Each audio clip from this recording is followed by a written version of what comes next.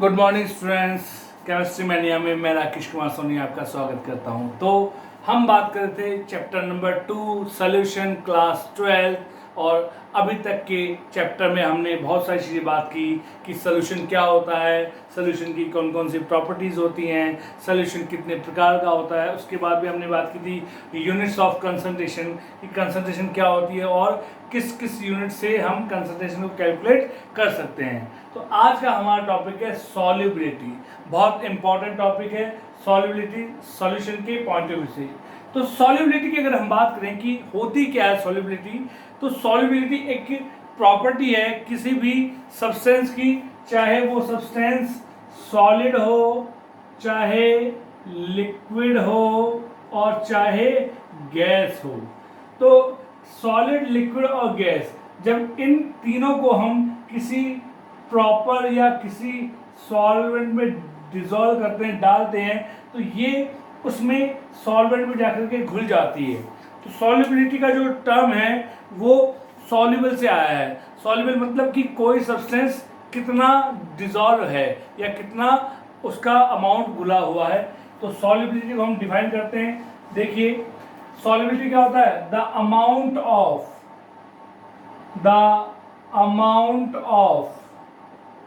Amount या आप बोल सकते हो mass of substance, the amount और mass of substance.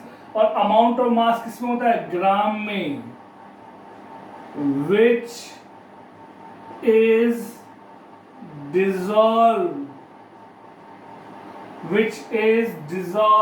in definite volume of solvent, at definite temperature to prepare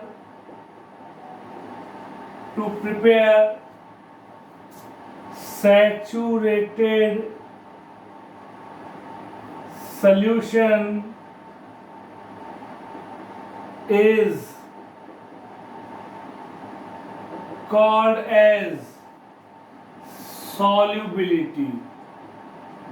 ठीक है बेटा, तो सॉल्युबिलिटी क्या होगा, किसी भी सब्सटेंस का वो अमाउंट या मास जो किसमें डेफिनेट वॉल्यूम ऑफ सॉल्वेंट में डिसॉल्व हो, कब, जब टेम्परेचर क्या हो, डेफिनेट हो, क्या कहलाता है आपका, सॉल्युबिलिटी कहलाती है। तो सॉल्युबिलिटी की अगर हम बात करें यूनिट क्या होती है बेटा, तो यूनिट हो गई ग्राम पर लीटर या मोल पर लीटर, कुछ भी बोल दो, चाहे ग्राम पर लीटर बोल दो, चाहे आप मोल पर लीटर बोल दो। तो किसी भी सब्सटेंस का वो मास या वो अमाउंट ग्राम में जो किसी सॉल्वेंट की, अब यहाँ सॉल्वेंट जो है वो फिक्स है, सॉल्वेंट बहुत फर्क पड़ेगा, अगर सॉल्वेंट कैसा है, पोलर नॉन पोलर, तो उसके अकॉर्डिंग आपकी सॉल्युबिलिटी भी चेंज हो जाती है। तो द अमाउंट और mass of substance in gram which is dissolved in definite volume of solvent at definite temperature। यहाँ टेम्परेचर इसलिए डेफिनेट किया गया है कि हो सकता है कुछ सब्सटेंस ऐसे होते हैं जिनकी सॉल्युबिलिटी टेम्परेचर बढ़ाने पर इंक्रीज होती है, कुछ की डिक्रीज, इसलिए हमने यहाँ पे टेम्परेचर क्या कर दिया, कांस्टेंट कर दिया, definite temperature to prepare saturated solution. तो किसी भी सब्सटेंस का सैचुरेटेड सोल्यूशन बनाने के लिए जितना वेट किसी भी सॉल्वेंट के डेफिनेट वॉल्यूम में डिसॉल्व किया जाता है वो क्या कहलाता है, सॉल्युबिलिटी। तो सॉल्युबिलिटी जो यूनिट है वो ग्राम पर लीटर या मोल पर लीटर होती है। ठीक है, समझ आई बात। अब देखिए जनरली सॉल्युबिलिटी दो प्रकार की होती है, टू टाइप्स। पहला जो आएगा आपका वो आएगा solubility of solid in liquid, और दूसरा solubility of gas in liquid. ठीक है, तो एक तो हम बात करेंगे सॉलिड की सॉल्युबिलिटी किसमें, लिक्विड में, और एक हम बात करेंगे गैस की सॉल्युबिलिटी किसमें, लिक्विड में। तो सबसे पहले हम बात करते हैं solubility of solid in liquid. ठीक है, तो देखिए, तो सॉल्युबिलिटी ऑफ सॉलिड की बात करें, सॉलिड है तो सॉलिड का हमेशा क्या होगा, मास ही होगा, मास या अमाउंट होगा आपका। ठीक है, तो इसकी अगर बात करें तो द मैक्सिमम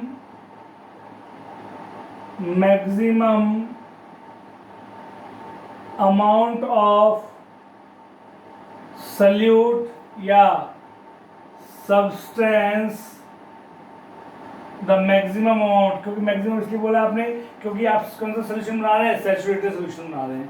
तो the maximum amount of substance in gram which is dissolved in 100 gram solvent at definite temperature is called solubility। ठीक है, तो किसी भी सॉलिड का या किसी भी सब्सटेंस का वो अधिकतम या मैक्सिमम अमाउंट जो 100 ग्राम सॉल्वेंट में डिसॉल्व हो क्या कहलाता है, सॉल्युबिलिटी कहलाता है। तो सॉलिड की सॉल्युबिलिटी के लिए यूनिट क्या हो जाएगी, ग्राम पर 100 ग्राम सॉल्वेंट। ठीक है बेटा, या फिर आप इसको मोल के टर्म में भी लिख सकते हो, मोल पर लीटर। तो चाहे ग्राम पर 100 ग्राम सॉल्वेंट बोल दो, चाहे मोल पर लीटर बोल दो, दोनों का मतलब एक ही है आपका, कि किसी भी सल्यूट का या किसी भी सब्सटेंस का वो मैक्सिमम अमाउंट जो 100 ग्राम ऑफ सॉल्वेंट में डेफिनेट टेम्परेचर पे डिसॉल्व हो क्या कहलाता है, solubility of solid in liquid कहलाता है। ठीक है, समझ गए बात। अब हम बात करते हैं कि सॉलिड की सॉल्युबिलिटी को कौन कौन से फैक्टर अफेक्ट करते हैं। देखिए, फैक्टर affecting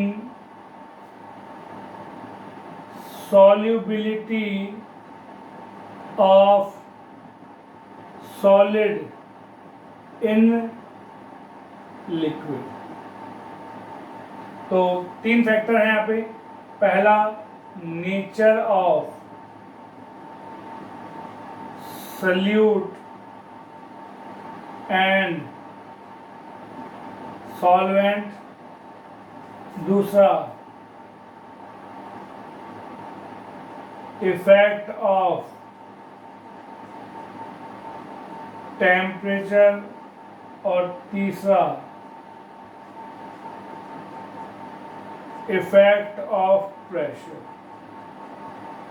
आ गई बात समझ में। तो ये 3 फैक्टर हैं जो सॉलिड की सॉल्युबिलिटी को अफेक्ट करते हैं। समझ आई बात। देखिए इसको भी,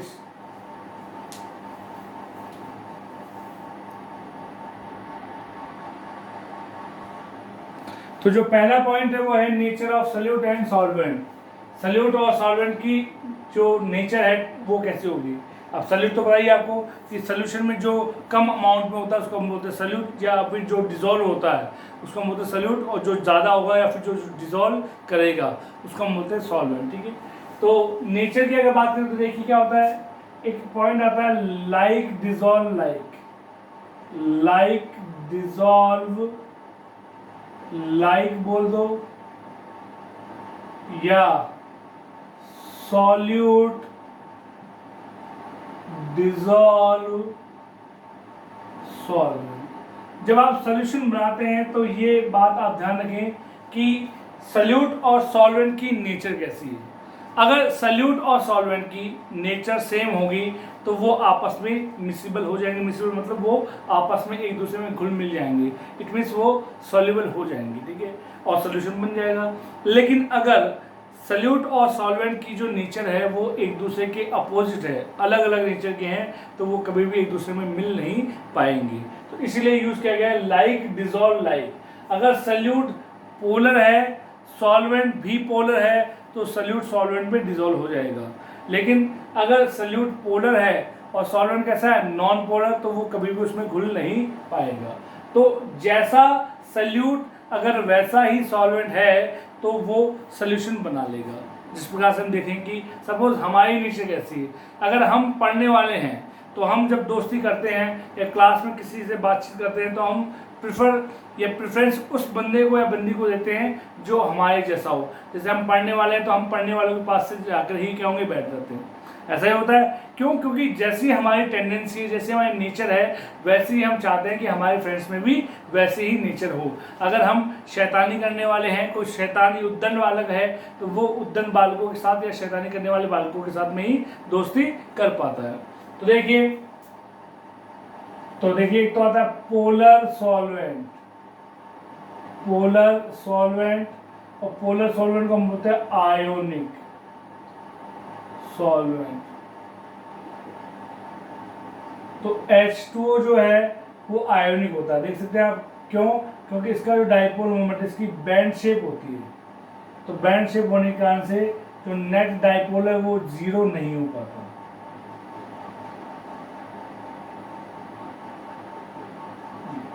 mu is not equal to zero. तो कैसा आपका पोलर कंपाउंड, कैसी शेप है इसकी, बैंड शेप।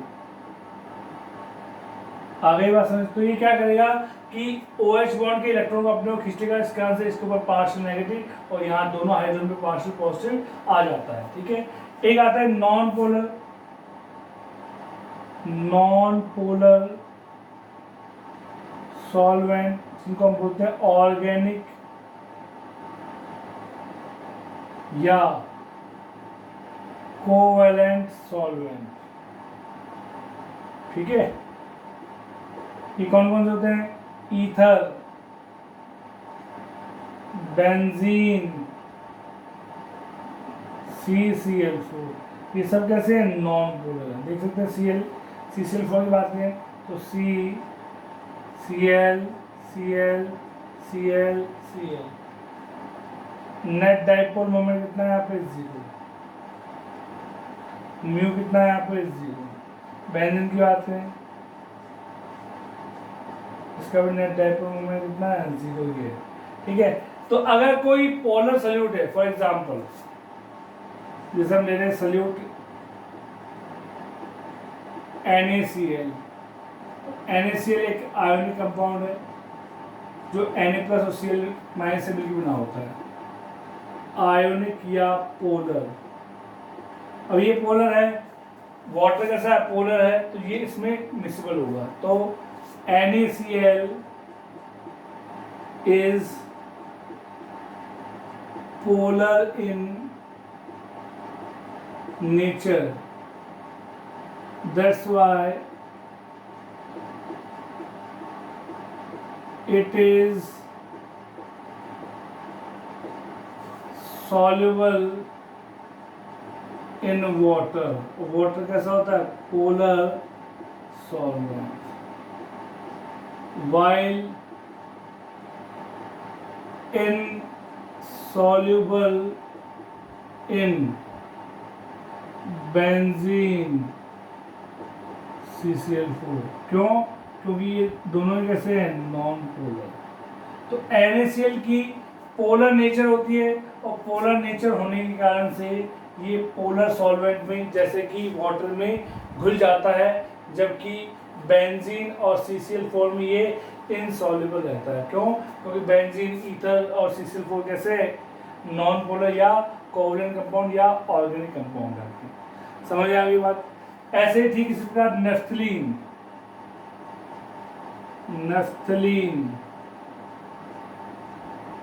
और नेफ्थलीन का स्ट्रक्चर ये होगा, दो बेंजीन नहीं होती है। आगे बात सुनिए, कैसा है ये, ऑर्गेनिक मतलब कोवैलेंट कंपाउंड है। तो कोवैलेंट कंपाउंड कभी भी आयोनिक सॉल्वेंट में डिसॉल्व नहीं होंगे। तो नेफ्थलीन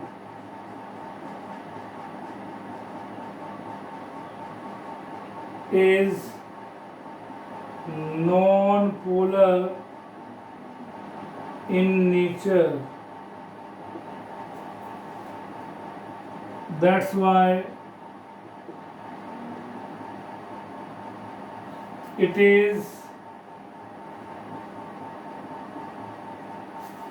soluble in non-polar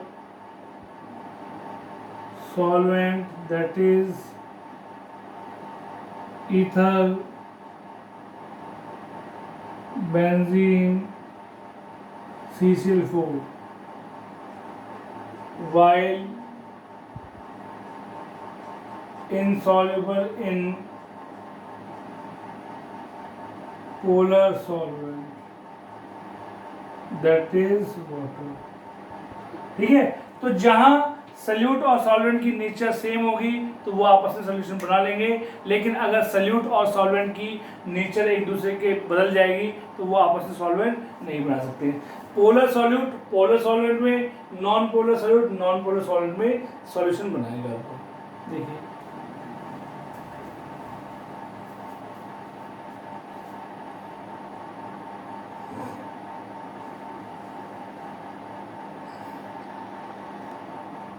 अब कुछ एक्सेप्शंस हैं, for example except sucrose. Sucrose होती है शुगर, शुगर होता है C12H22O11, ये एक ऑर्गेनिक सब्सटेंस है, ऑर्गेनिक सब्सटेंस। ठीक है, तो ऑर्गेनिक इट मीन्स ये नॉन पोलर है, तो नॉन पोलर होने के बावजूद सुक्रोज जो है वो पानी में सॉल्युबल होता है। तो ये पूछा था क्यों, क्वेश्चन कैसा है आपका कि ऑल्दो शुगर, जिसको आप केमिकल नेम है sucrose, is non polar in nature, but it is soluble in water। Why? ठीक है, तो देखिए शुगर हमें पता है कि कोवलेंट कंपाउंड है, कोवलेंट कंपाउंड कैसे होता है, नॉन पोलर। तो पानी कैसा आपका पोलर है, तो ये इनसॉल्युबल होना चाहिए था, लेकिन नॉन पोलर होने के बावजूद भी शुगर पानी में सॉल्युबल हो जाती है। क्यों? क्योंकि जैसे आप शुगर को पानी डालेंगे, पानी डालते ही ये वाटर के साथ में क्या बना लेती है, एच बॉन्डिंग। आंसर क्या होगा आपका, due to the formation of intermolecular hydrogen bonding. Sugar क्या करती है, जो ऑक्सीजन के साथ जुड़ करके, वाटर के साथ जुड़ करके एच बॉन्ड बना देती है। मैंने बताया था आपको 11th क्लास में कि इस दुनिया में केवल फ्लोरीन, ऑक्सीजन और नाइट्रोजन, ये 3 एलिमेंट ऐसे हैं जो हाइड्रोजन के साथ जुड़ करके क्या बनाते हैं, हाइड्रोजन बॉन्डिंग। इनके अलावा और कोई सा एलिमेंट नहीं है जो हाइड्रोजन के साथ में हाइड्रोजन बॉन्ड बनाता हो। तो सुक्रोज पानी में इसलिए सॉल्युबल है ऑर्गेनिक होने के बावजूद, क्योंकि ये वाटर के साथ में हाइड्रोजन बॉन्ड बना लेती है। तो ये पहला पॉइंट था, nature of solute and solvent. अगर दोनों की नेचर सेम है तो सॉल्यूशन बन जाएगा, अगर दोनों की नेचर सेम नहीं है तो सॉल्यूशन नहीं बनेगा। चलिए सेकंड पॉइंट है आपका इफेक्ट ऑफ टेम्परेचर। अब टेम्परेचर का देखिए कैसा इफेक्ट होगा। एक लॉ आता है, 11th क्लास में पढ़ा होगा आपने, ली चैटिलियर प्रिंसिपल। इसको हम हिंदी में बोलते हैं ला शातेलिए का नियम। अब ला शातेलिए का नियम कैसे एप्लीकेबल होगा, देखिए ये सल्यूट विलेय पदार्थ, इसको आपने डाल दिया किसमें, सॉल्वेंट में, तो सल्यूट सॉल्वेंट के साथ मिलके क्या बनाएगा, सॉल्यूशन। आ गई बात समझ। अब जब इस सल्यूट को इस सॉल्वेंट डालेंगे तो यहाँ 2 तरीके की प्रोसेस हो सकती है। या तो इस सॉल्यूट को इस सॉल्वेंट में डालने पर ये हीट बाहर निकालेगा। अगर किसी केमिकल रिएक्शन में हीट बाहर निकलती है तो वो रिएक्शन होती है एक्सोथर्मिक, ठीक है। या फिर इस सॉल्यूट को इसमें डालने पर जब सॉल्यूशन बनेगा तो ये हीट एब्जॉर्ब करेगा, इट मींस जो रिएक्शन होगी वो होगी एंडोथर्मिक। तो solute plus solvent is equal to solution delta H. Delta H होती है चेंज इन एंथैल्पी और डेल्टा एच की वैल्यू होती है H P minus H R. Heat of product H के पी क्या होता है, heat of product. Heat of product उत्पाद की ऊर्जा ऊष्मा, heat of reactant, heat of reactant या एंथैल्पी ऑफ प्रोडक्ट और एंथैल्पी ऑफ रिएक्टेंट, ठीक है। यहाँ पे एच पी जो है वो ज़्यादा एच आर से, तो यहाँ पे डेल्टा एच, डेल्टा एच की वैल्यू क्या होगी आपके पास, डेल्टा एच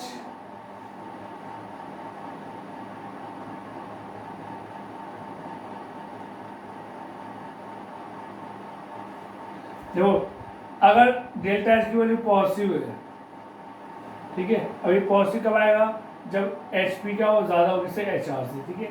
तो डेल्टा एच की वैल्यू पॉजिटिव तो रिएक्शन होगी एंडोथर्मिक। एंडोथर्मिक को हम हिंदी में बोलते हैं ऊष्मा शोषी।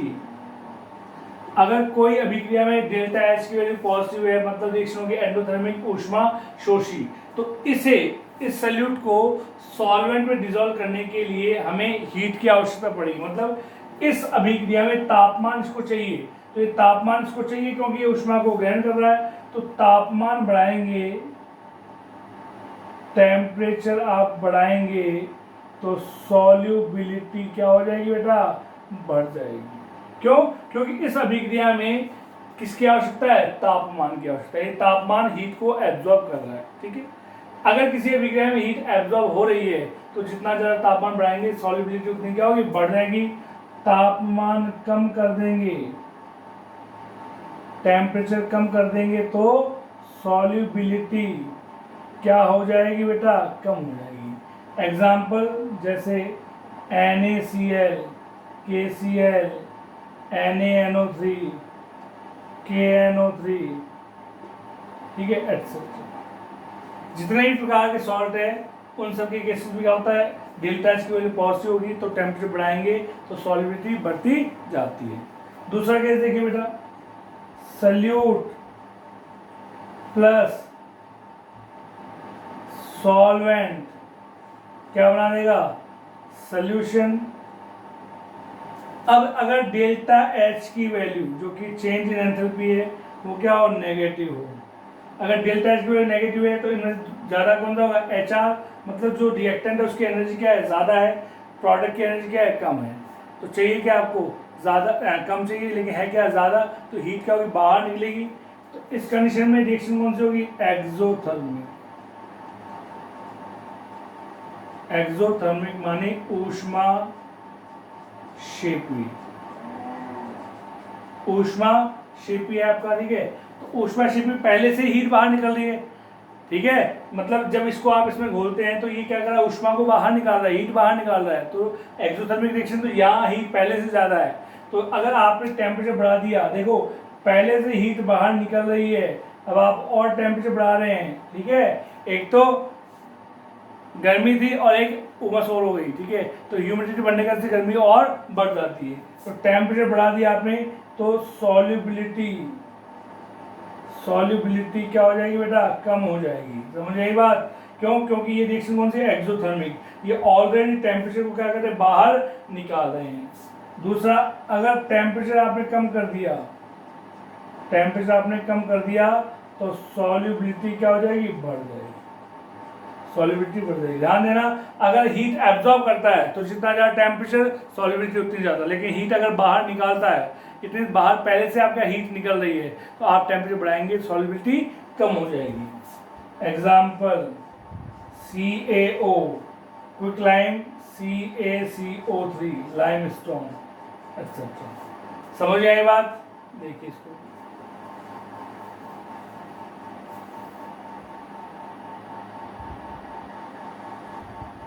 चलिए, तो ये हमने बात करी delta H positive, endothermic, temperature बढ़ेगा, सॉल्युबिलिटी बढ़ेगी, टेम्परेचर कम सॉल्युबिलिटी कम। Example NaNO3 KNO3। अगर डेल्टा एच की वैल्यू नेगेटिव है तो रिएक्शन होगी एक्सोथर्मिक, हीट बाहर निकलेगी, टेम्परेचर बढ़ेगा, सॉल्युबिलिटी कम, टेम्परेचर कम, सॉल्युबिलिटी बढ़ेगी, CaO और CaCO3। अब एक एक्सेप्शन आता है यहाँ पे। जनरली सॉल्ट में हम क्या करते हैं, टेम्परेचर बढ़ाने पर सॉल्युबिलिटी बढ़ जाती है। इसका एक एग्जांपल है ग्लूबर सॉल्ट। ग्लूबर सॉल्ट होता है Na2SO4.10H2। ये है हाइड्रस, ठीक है। ये इन वाटर को बोलते हैं क्रिस्टलाइन वाटर।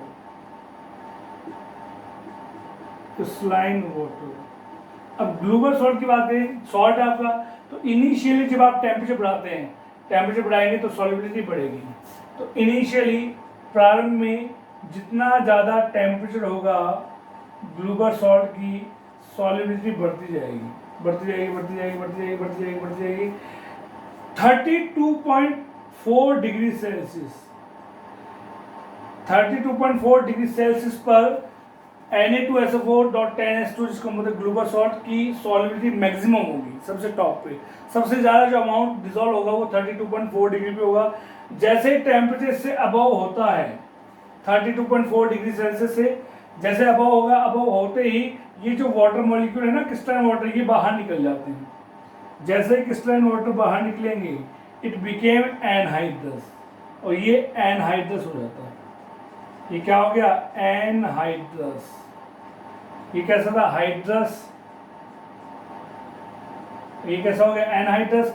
एनहाइड्रस होते ही इसकी सॉल्युबिलिटी डिक्रीज होने लग जाती है। क्यों? क्योंकि वाटर मॉलिक्यूल बाहर निकल गया, अब ये फर्दर वाटर से या वाटर में डिसॉल्व होना क्या कर देगा, बंद कर देगा। फिर जैसे ही हम टेम्परेचर कम करेंगे, 32.4 डिग्री सेल्सियस से कम करेंगे, वापस से जो वाटर मॉलिक्यूल बाहर निकला था वापस से जुड़ करके हाइड्रस सोडियम सल्फेट में बदल जाएगा, Na2SO4.NaOH2 में, फिर सॉल्युबिलिटी बढ़ने लग जाएगी। तो जिस टेम्परेचर पे ग्लूबर सॉल्ट की सॉल्युबिलिटी मैक्सिमम होती है उसको हम बोलते हैं क्रिटिकल टेम्परेचर। तो ग्लूबर सॉल्ट के लिए क्रिटिकल टेम्परेचर TC कितना होता है, 32.4 डिग्री सेल्सियस, जहाँ पर इसकी maximum amount definite volume of solvent में डिसॉल्व होता है, ठीक है। जनरली किसी भी सॉल्ट में टेम्परेचर बढ़ाने पर सॉल्युबिलिटी बढ़ जाती है, लेकिन ग्लूबर सॉल्ट में इनिशियली सॉल्युबिलिटी टेम्परेचर बढ़ाने में बढ़ेगी, लेकिन 32.4 डिग्री पर इसकी सॉल्युबिलिटी मैक्सिमम होने के बाद में जैसे आप फर्दर टेम्परेचर इंक्रीज करेंगे, सॉल्युबिलिटी डिक्रीज हो जाएगी। क्यों? क्योंकि ये क्या हो जाएगा, एनहाइड्रस हो जाएगा आपका। समझ आए बात, कर लेंगे। फिर जैसे टेम्परेचर 32.4 डिग्री से कम होगा, वापस से सॉल्युबिलिटी बढ़ने लग जाएगी। देखिए इसको, थर्ड एंड लास्ट पॉइंट है सॉलिड को फैक्टर अफेक्ट करने वाले में इफेक्ट ऑफ प्रेशर। देखो सॉलिड कैसे होते हैं, चैप्टर फर्स्ट में बताया था मैंने आपको। सॉलिड कैसे होते हैं, इनकम्प्रेसिबल। इनकम्प्रेसिबल होते हैं मतलब वो कंप्रेस हो नहीं सकते। जब सॉलिड कंप्रेस होंगे नहीं तो इनकी सॉलिबिलिटी पर प्रेशर का कोई इफेक्ट नहीं होगा। So there is no effect of pressure on solubility of solid in liquid because they are incompressible। ठीक है, तो this is all about solubility of solid in liquid and their factor affecting of उनकी solubility को कौन कौन से factor affect करते हैं। नेक्स्ट वाले लेक्चर में हम बात करेंगे solubility of gases in liquid की। ठीक है, बहुत सारे इसमें आएगा, हेनरीज लॉ आएगा आपका, उसकी एप्लीकेशन वगैरह। तब तक के लिए थैंक यू।